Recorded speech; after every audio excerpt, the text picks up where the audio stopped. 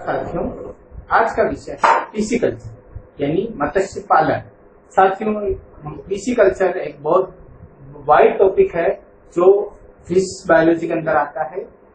आज अपन पिसीकल्चर का introductory part देखेंगे जो बीएससी फाइनल के पेपर 3 के लिए है और एमएससी फिश बायोलॉजी वालों के लिए भी है।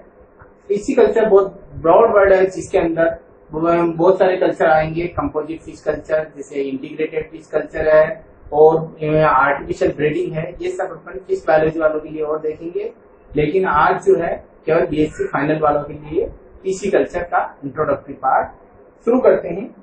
पिसीकल्चर जो है साथियों मत्स्य पालन, जैसा कि नाम से पता चल रहा है, पिसी का मतलब होता है मत्स्य और कल्चर का मतलब खेती करना। जिस प्रकार हनी बी कल्चर होता है एपीकल्चर कहलाता है, या सेरीकल्चर है सिल्क वर्म का कल्चर, ऐसे ही है पिसीकल्चर। पिसीकल्चर का मतलब होता है पिसी production and breeding of fishes by man in pond. एक पर्टिकुलर तालाब में मनुष्य के द्वारा मछलियों का उत्पादन और उनका जनन प्रजनन करवाना पिसीकल्चर कहलाता है। पिसीकल्चर से बड़ा एक वर्ड है एक्वाकल्चर। आपको इन दोनों में अंतर स्पष्ट होना चाहिए। पिसीकल्चर भी एक्वाकल्चर में आएगी। एक्वाकल्चर एक वाइड वर्ड है, ब्रॉड वर्ड है, जिसके अंदर आता है production of useful beneficial aquatic plants as well as animal such as aquatic fishes जो है, फिश है, प्रॉन है, श्रिम्प है, लॉबस्टर है, एक्वाटिक वीड्स है जैसे सिंगाड़ा है, उनकी खेती करना जो मनुष्य के लिए फायदेमंद होता है एक्वाकल्चर कहलाता है। यानी तालाब के अंदर से या समुद्र के तालाब जो बड़ा तालाब होते हैं उसके अंदर से जो भी लाभदायक चीजें होती है, चाहे एक्वाटिक प्लांट्स हो चाहे एक्वाटिक एनिमल्स हो, उनका कल्चर करना एक्वाकल्चर कहलाएगा। और इसी के अंदर आता है फिश कल्चर, क्योंकि फिश यहाँ आ रही है पिसीकल्चर। तो इन दोनों वर्ड्स में आपको अंतर समझ में आ गया होगा। अब आते हैं जिन मछलियों का आप तालाब में कल्चर कर रहे हो उनकी क्या क्या विशेषता होनी चाहिए। Characteristics of cultivable fishes. Obviously आप तालाब में उन्हीं मछलियों का कल्चर करोगे जो आपके लिए, जिससे आपको ज्यादा फायदा हो। तो ज्यादा फायदा हो उसके लिए मछलियों की क्या क्या विशेषता होती है, इनको पॉइंट वाइज देखेंगे। सबसे पहला पॉइंट है रेट ऑफ ग्रोथ। जो भी मछली की जाति आप पालन कर रहे हो उसकी ग्रोथ जो है बहुत कम समय में बहुत अधिक ग्रोथ होनी चाहिए। Fish that grow to be a bigger size in shorter period are appropriate for culture. जैसे कटला है, लेबियो रोहिता है, मृगल है, ये मछलियां बहुत कम समय में बहुत जल्दी बड़ी हो जाती है, बहुत ज्यादा वेट बढ़ जाता है, तो इन्हीं का कल्चर करना चाहिए। दूसरा है एडाप्टेशन टू क्लाइमेट। दूसरी कंडीशन ये है कि जिन मछलियों का आप कल्चर कर रहे हैं वो मछलियां लोकल क्लाइमेट के प्रति एडजस्टेबल एडाप्टेबल होनी चाहिए, क्योंकि अलग अलग लोकल एनवायरमेंट अलग अलग होता है, तो वहां की परिस्थितियों के अनुसार वो मछलियां एडजस्टेबल होनी चाहिए, एडाप्टेबल होनी चाहिए। तीसरी कंडीशन है टॉलरेंस। जो मछली तालाब के अंदर पाली जाती है उसके अंदर ये विशेषता होनी चाहिए कि क्योंकि तालाब या नदियां जो भी होती है, वाटर बॉडीज जो होती है, उनके अंदर फिजियोकेमिकल कैरेक्टर्स जो होते हैं जैसे सैलिनिटी है, पीएच है, विजुअल ऑक्सीजन है, टीडीएस है, इनकी मात्रा सीजन के हिसाब से फ्लक्चुएट होती रहती है। तो उन्हीं मछलियों का कल्चर करना चाहिए जो इन फ्लक्चुएशन को सहन कर सके, टॉलरेट कर सके। बाकी मछलियों की डेथ हो जाएगी, मर जाएगी अगर वो टॉलरेट नहीं कर पाएगी, तो इससे आपको नुकसान उठाना पड़ेगा। तो तीसरी कंडीशन क्या है? टॉलरेंस। पहली है रेट ऑफ ग्रोथ होनी चाहिए, दूसरी एडजस्टेबल होनी चाहिए, उनके अंदर एडाप्टेबल होनी चाहिए, तीसरी है टॉलरेंस है, चौथी है एक्सेप्टेंस ऑफ आर्टिफिशियल फीड। क्योंकि आप तालाब में फिश का कल्चर कर रहे हो और वहां पर एक से अधिक जातियां भी हो सकती है मछलियों की, तो उनमें फूड का कंपटीशन भी होता है, तो आपको ऊपर से आर्टिफिशियल फीड भी डालना पड़ेगा ताकि उनकी ग्रोथ ज्यादा हो। तो ऐसी मछलियों का ग्रोथ पालन करना चाहिए जो आर्टिफिशियल फीड को, आर्टिफिशियल फूड को एक्सेप्ट कर सके। बहुत सारी मछलियां आर्टिफिशियल फूड को नहीं खाएगी तो उनकी ग्रोथ नहीं हो पाएगी। पांचवा है रेजिस्टेंट।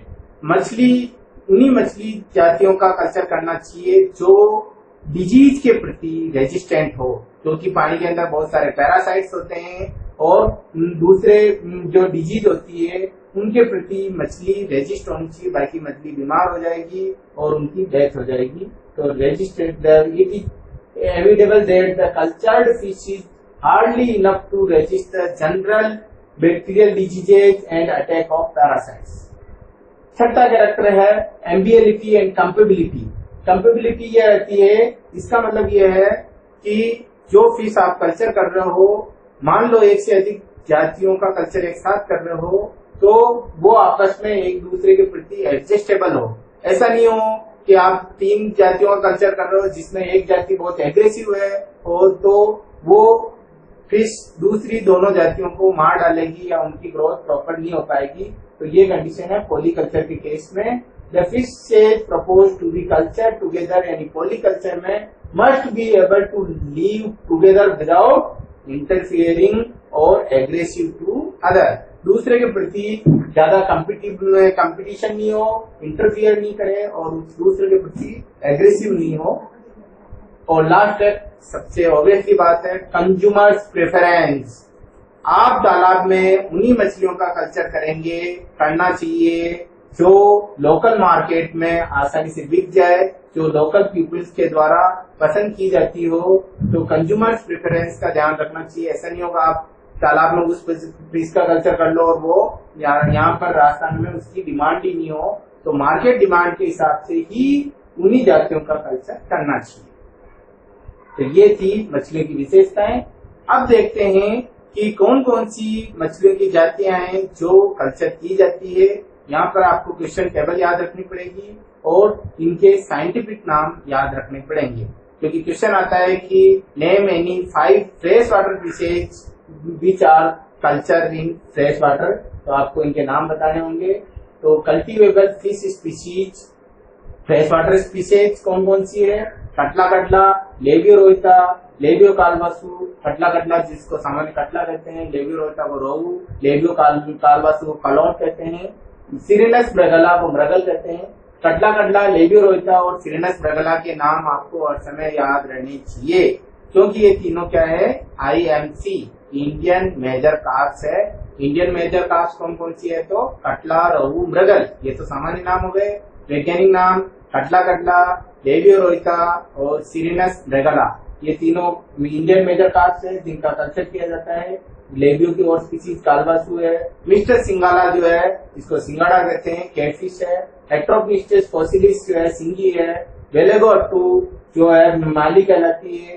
क्लेरियास बेट्रिकस जिसको फ्रेश वाटर शार्क कहते हैं, ये भी कैटफिश है और काफी बड़ी होती है, मार्केट डिमांड भी है। गांधी सागर तालाब में बहुत सारी है ये अपने भिलवाड़ा में। उसके अलावा कुछ ब्रैकिश वाटर फिशेज है जैसे चनोच जिसको मिल्क फिश कहते हैं, इसमें हड्डियां बहुत कम होती है इसलिए आसानी से खाई जाती है। मुगुल, सिफेलस, ग्रेमुलेट, लेटस, कैल्सबेर, फाइट्स कहलाती है। कुछ मैराइन फिशेज भी है जिनका कल्चर किया जाता है मैराइन वाटर में, जैसे सार्डिनेला, लॉन्गी चैप्स है, सार्डिन कहते हैं इसको। आर्कोडोन जो बॉम्बे डक कहलाती है। हिल्सा इलिसा गुजरात में काफी कल्चर की जाती है।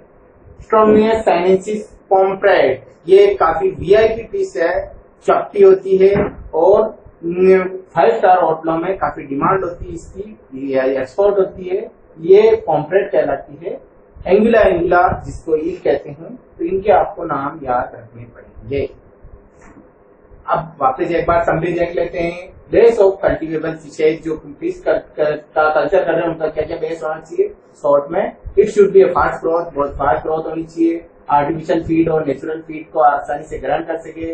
It should be resistant to disease, बीमारियों के प्रति रेजिस्टेंट होनी चाहिए। और क्या है? ये प्रोलिफेरिक ब्रीडर और easy to breed in pond, यानी इसके अंदर फास्ट ब्रीडिंग हो ताकि ज्यादा से ज्यादा प्रोडक्शन हो सके। It should not be predacious nature, ये एग्रेसिव नेचर नहीं हो, दूसरी जातियों को खा नहीं सके।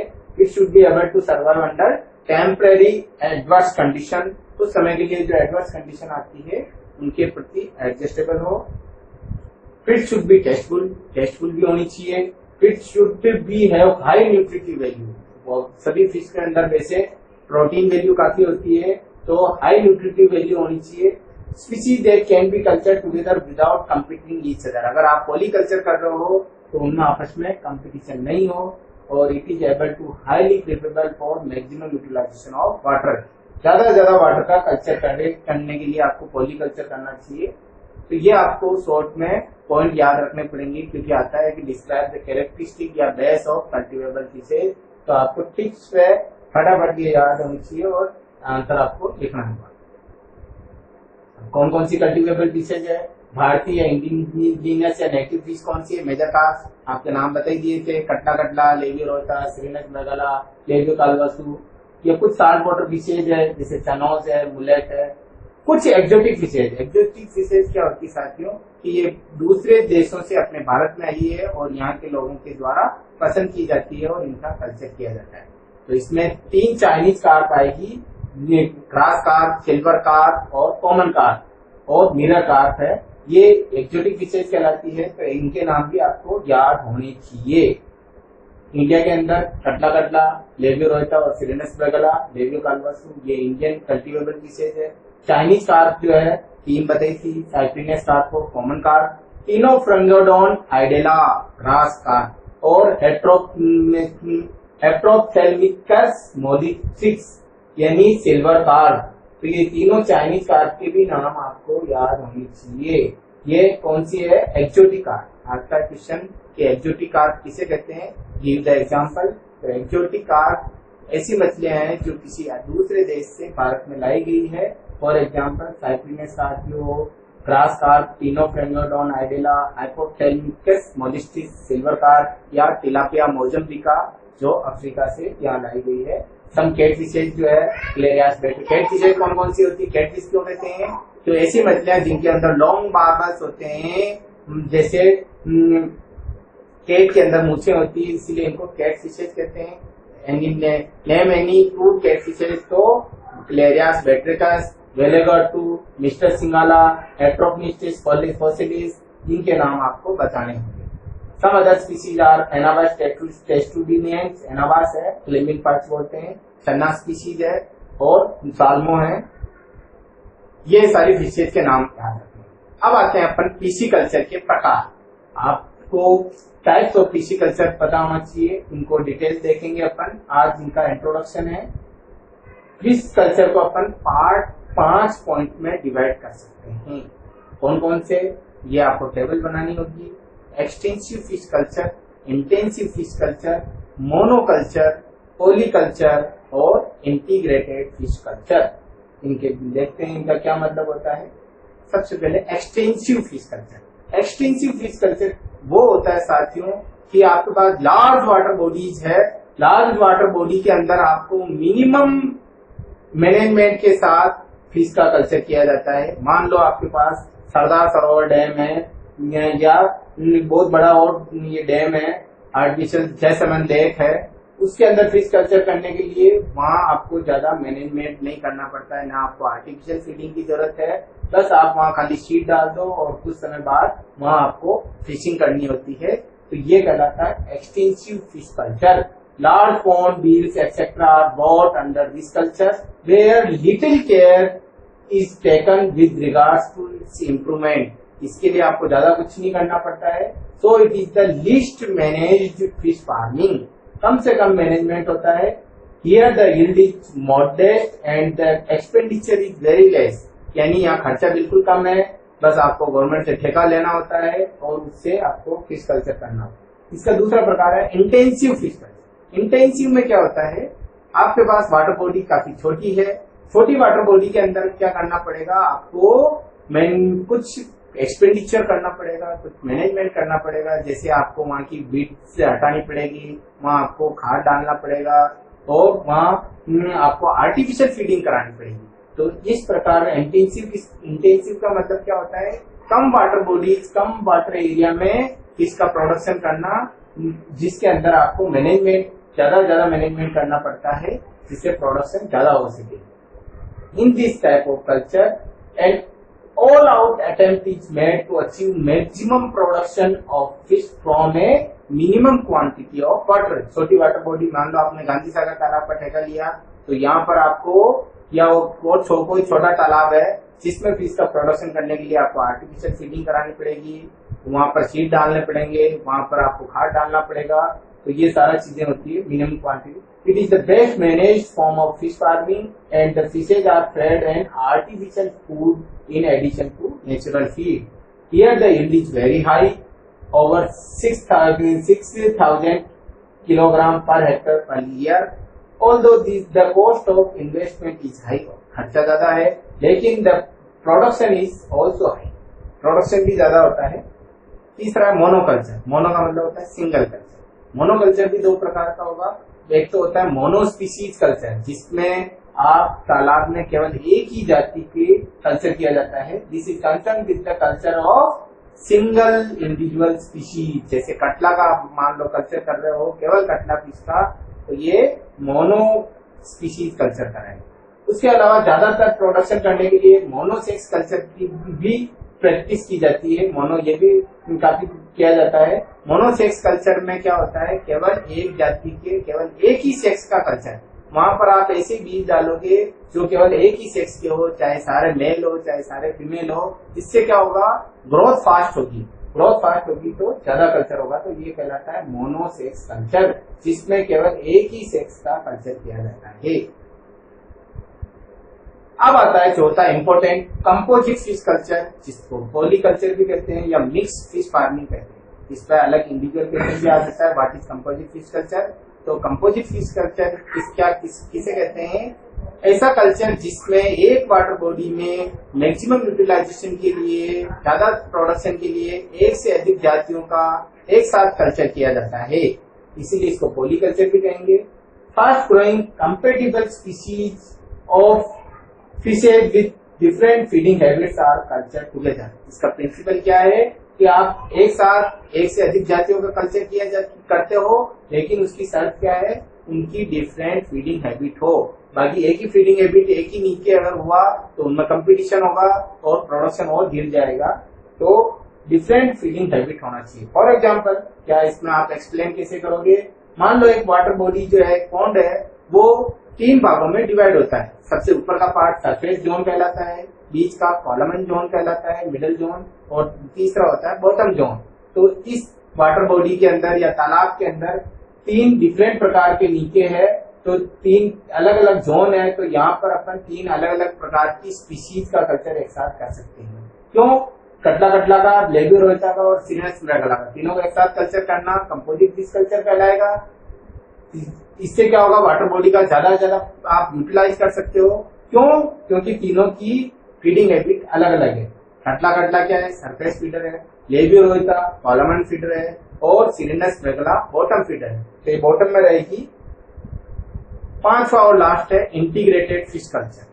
साथियों, ये भी एक प्रकार का फिश कल्चर है। तो इसकी परिभाषा क्या हो जाएगी कि ऐसा फिश कल्चर जिसमें फिश के साथ साथ दूसरे लाइव स्टॉक का, दूसरे एनिमल्स का भी साथ साथ कल्चर किया जाए, ताकि आपको ज्यादा से ज्यादा आमदनी हो। क्योंकि आपके पास मान लो एक तालाब है, तालाब के पास आपके पास जमीन भी होगी, तो उस जमीन के अंदर आप दूसरे लाइव स्टॉक का, चाहे आप कैटल का पालन साथ में कर सकते हो, चाहे पोल्ट्री फार्म बना सकते हो वहां पर, चाहे आप क्रॉप के साथ एग्रीकल्चर क्रॉप भी कर सकते हो। जैसे पेडी कम फिश कल्चर होता है, चावल का खेत है, वहां उसमें चावल में हमेशा पानी की जरूरत होती है, तो चावल के खेत में आप मछलियों भी साथ में डाल सकते हो, मछलियों के बीज भी, जैसे चना है, तो वहां पर फिश कल्चर भी साथ में हो जाएगा और चावल भी उग जाएंगे। तो ये कहलाता है पेडी कम फिश कल्चर। ये भी इंटीग्रेटेड फिश कल्चर में आता है। तो इंटीग्रेटेड फिश कल्चर का एग्जांपल पूछे तो पेडी कम फिश कल्चर, पेडी कहते हैं राइस को। उसके अलावा पोल्ट्री कल्चर और फिश कल्चर दोनों साथ हो सकता है। इससे क्या होगा, पोल्ट्री की जो बीट होती है या डक की जो बीट होती है, वो तालाब में डाल दोगे तो खाद बन जाएगा, उससे प्रोडक्शन ज्यादा होगा। तो इस प्रकार ये कहलाता है इंटीग्रेटेड फिश कल्चर। तो आपको समझ में आ गया कि इंटीग्रेटेड फिश कल्चर का क्या मतलब हुआ। The fish culture along with agriculture crops, rice, banana etcetera, और livestock, pig, poultry, duck, cattle etcetera are cultured so as to get more return, ज्यादा ज्यादा आपको आर्थिक लाभ हो। ये कहलाता है इंटीग्रेटेड। कंपोजिट फिश कल्चर में एक से अधिक फिश जातियों का एक साथ कल्चर किया जाता है, जिनमें आपस में कंपटीशन नहीं हो। इंटीग्रेटेड फिश कल्चर में फिश के साथ साथ दूसरे एनिमल्स या राइस या दूसरी क्रॉप्स का कल्चर साथ साथ किया जाता है। ये अंतर है। इस प्रकार अपन फिश कल्चर का आज इंट्रोडक्टरी पार्ट देखा था पीसी कल्चर का। इसमें आपको बताना है कि मछली पालन क्या होता है, मछली पालन जो मछलियां पाली जा रही है उनकी क्या क्या विशेषताएं होनी चाहिए, कौन कौन सी मछलियों की जातियां पाली जाती है, इंडियन मेजर कार्प कौन सी है, चाइनीज कार्प कौन कौन सी है, एक्जोटिक कार्प कौन कौन सी है जो चाइनीज कार्प है। उसके अलावा आपको पीसी कल्चर के 5 प्रकार का इंट्रोडक्शन पता होना चाहिए। एक्सटेंसिव फिश कल्चर क्या है, इंटेंसिव फिश कल्चर क्या है, मोनोकल्चर क्या है, पॉलीकल्चर या कंपोजिट फिश कल्चर क्या है और इंटीग्रेटेड फिश कल्चर क्या है। तो आप साथियों आप इस वीडियो को अच्छी तरह से देखो, समझो। ये जो आपको इसके नोट्स दिए जाएंगे उनको पढ़ो, चाहो तो उनको हाथ से हैंड रिटन नोट्स बनाओ, उनको अच्छी तरह से पढ़ो, वीडियो से उनको समझो और फिर भी नहीं आए तो आप व्हाट्सएप से कोई भी प्रॉब्लम पूछ सकते हो। इस प्रकार आपका ये टॉपिक तैयार होता है। धन्यवाद।